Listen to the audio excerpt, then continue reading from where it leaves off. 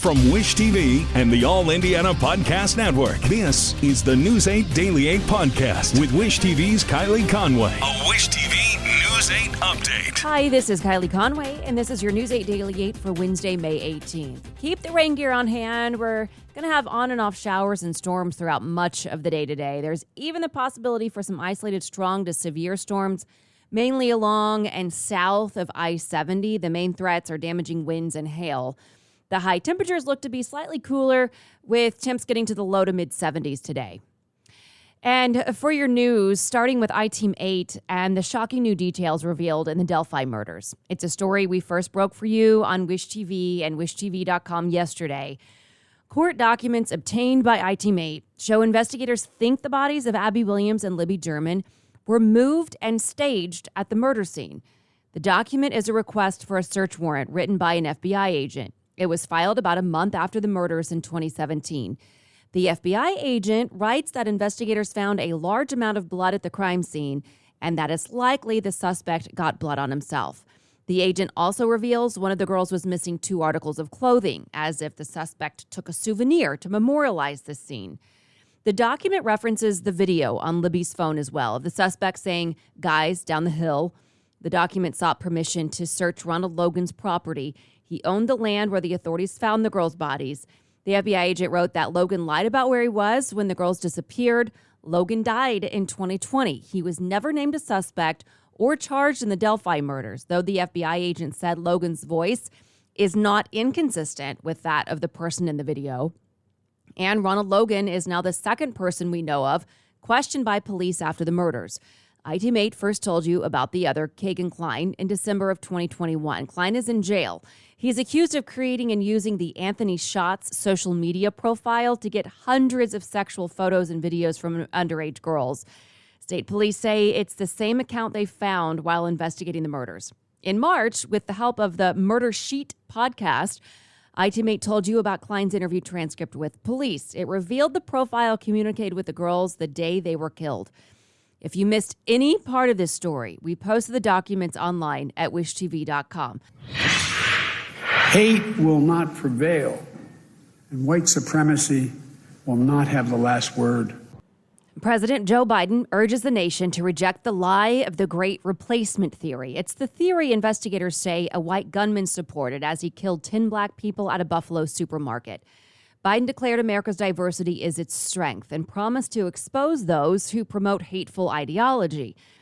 People in Buffalo mourned the victims with a vigil. They're also now grappling with being targeted at the only supermarket for miles. A makeshift food bank is set up nearby, and a shuttle is taking people to other grocery stores. But community leaders still worry. If people cannot go to the grocery store, if black people cannot go to their local grocery store, which is in fact the only grocery store in this community for a 2-mile radius, then where can we go? What do you want us to do? What are we supposed to do with that?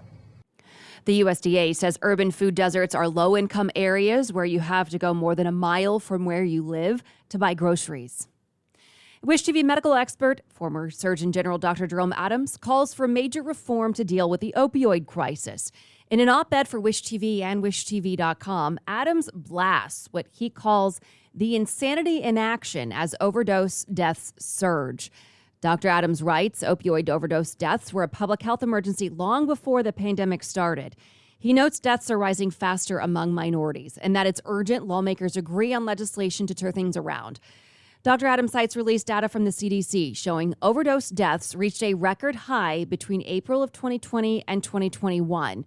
Data also shows between 2019 and 2021, overdose deaths rose 81% for Black and Native Americans, 65% for Hispanics, and 40% for white Americans. He writes, to put it plainly, the status quo is unacceptable. We are at a pivotal moment with the biggest increases in mortality among minority populations. We must disaggregate key data by race, ethnicity, and other democratic factors to craft an equitable response. And we must commit to bipartisan and nonpartisan efforts to support vulnerable Americans who face the highest risks of preventable suffering and death. Adams is now part of the Bipartisan Policy Center's Opioid Crisis Task Force, or the BPC Task Force. He's working with former members of Congress, governors, cabinet secretaries, and policy experts to examine the problem. Dr. Adams believes policymakers do not currently understand the scope of the opioid crisis. We are seeing the tip of the iceberg in many cases because many of the deaths are still not coded properly. It's better than what it was, but again, we need better data collection. We need data sources that talk to one another. Health Department data doesn't talk to the Department of Child Services data, doesn't talk to state police data. That's one of the recommendations that we make. The task force's newest report offers 4 recommendations: expand coverage for substance use disorder care through Medicare, Medicaid, and the Affordable Care Act; update federal funding legislation so it responds to evolving problems like synthetic opioids; establish data reporting and metrics that are more uniform, more frequently reported, and actionable; and strengthen governance and leadership to ensure executive branch coordination and accountability. Dr. Adams stresses we must treat this crisis with the same urgency as we do with COVID.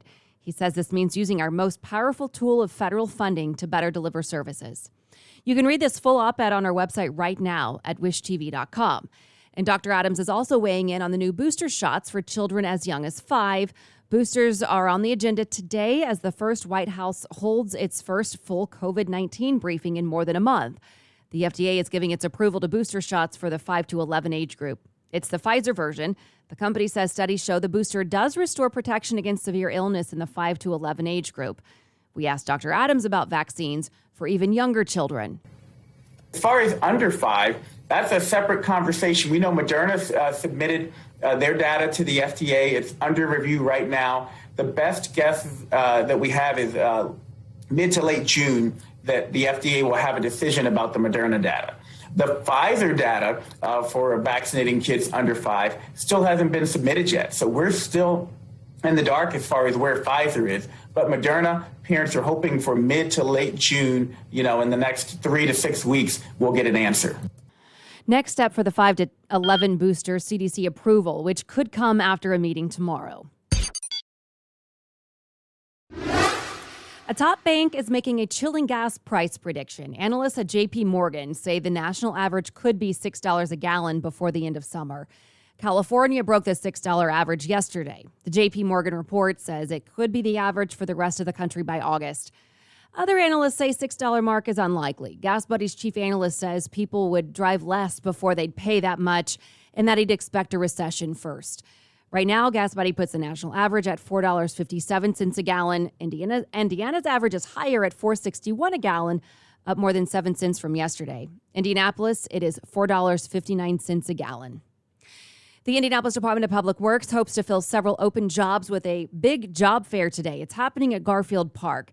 The city has 51 open positions in its operations division. They include street operations, illegal dumping, forestry work, traffic operations, solid waste, and fleet service teams.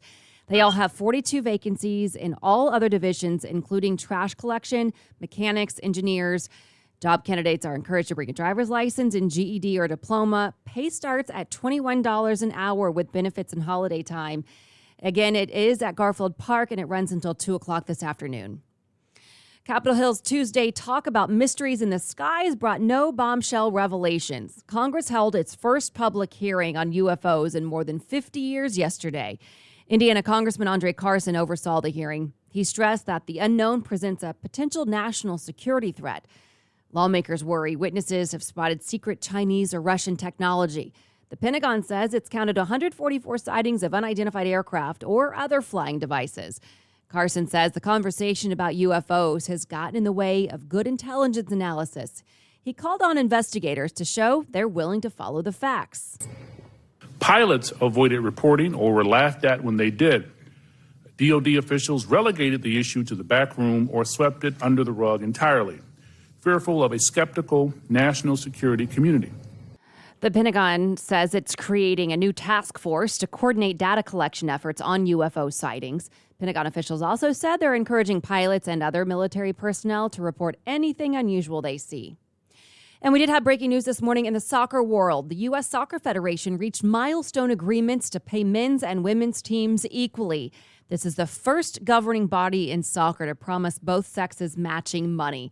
The move ends years of oftentimes heated negotiations. One of the main sticking points was World Cup prize money. Day 2 of practice at the Oval is slated for today, although Mother Nature may have other plans. Takuma Sato set the fast time of opening day with a lap of 2:28.939, a full mile an hour faster than anyone else, though he was quick to point out he did it with an aerodynamic tow from other cars. Our Olivia Ray was there and talked with drivers between laps. Sunshine, an oval, and the roar of 220 miles per hour. All signs point towards May as the first 500 practice session is in the books. And there's no denying that the thought of seeing 300,000 strong standing here at IMS in just a few Sundays is almost surreal for drivers. And it has them buzzing about the normalcy of this spectacle. My journey to be here has been unique, to say the least. I maybe didn't get the full experience my final year in Cup, but to come back to Indy and know that we're going to have, a top 3, top 4 level crowd makes me smile, and I cannot wait to feel that energy on Sunday. Just feel that this year, not only because of there's going to be a full house, but also the hype from last year, and hopefully a lot of people are going to wear more pink than before. Just the atmosphere, it's already different, and obviously when you strap, the head doesn't move, and you do the first lap, and you say, oh wow, yeah, this is the big thing. So I cannot wait to see it fully. I don't know how I'm going to feel, if I'm going to be nervous or just super excited, but cannot wait for the moment. Now, last year's IndyCar Series champ Alex Palou can't exactly prepare for a crowd that size. During day 1, all of the drivers were using the crucial 5 hours of Tuesday track action to cram in case of weather later this week. It's very important. I mean, got to get going pretty quick. Could get some rain. We're trying to find a car that's versatile in different conditions. So then when we're ready, we can put all the ingredients into the recipe and go race. So for myself, I'm trying to understand how sensitive track temp is for the car. I have an opinion on what I experienced in Cup cars, but is it as sensitive or is it more sensitive? As we know in May, the weather can change so much up here, and I just want to make sure that I have those fine details locked down. It's time for fine-tuning for the field of 33. The Oval is upon us. Olivia Ray, Wish TV, wishtv.com, and follow us on Facebook. Gates open at 10 this morning. Open practice runs from noon to 6. Tickets for practice are $15. Children 15 and under get in for free.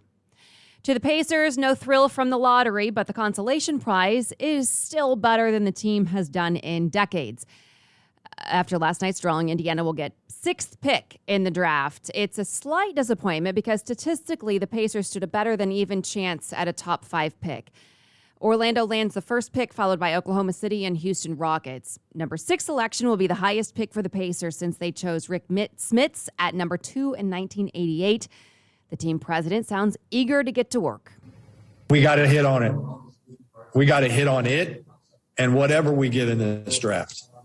And, I was sitting with Rick, and he's super excited. We end up talking with a couple of players as we were walking out of the lottery. And I think we're really excited to start getting to know these players. And so there's some difference makers, and then there's some real value in this draft, and we've got to find both. The NBA draft starts June 23rd. In Colts news, the new schedule has one airline adding flights. The Colts play the Raiders in Las Vegas November 13th, so Allegiant has put more Indy to Vegas flights on the schedule. They're nonstops heading out on the 11th and back on the 14th. Allegiant is based in Las Vegas. This has been your News 8 Daily 8 for Wish TV. I'm Kylie Conway. Online at wishtv.com and follow us on Facebook when you search Wish TV. This is the News 8 Daily 8 podcast with Wish TV's Kylie Conway. A Wish TV News 8 update on demand for even more on demand and on the go. Connect with Wish TV on Facebook at wishtv.com and on the free Wish TV mobile app. Thank you for listening, and be sure to like, subscribe, and follow this podcast for updates every weekday morning on the All Indiana Podcast Network and wherever you get your podcast.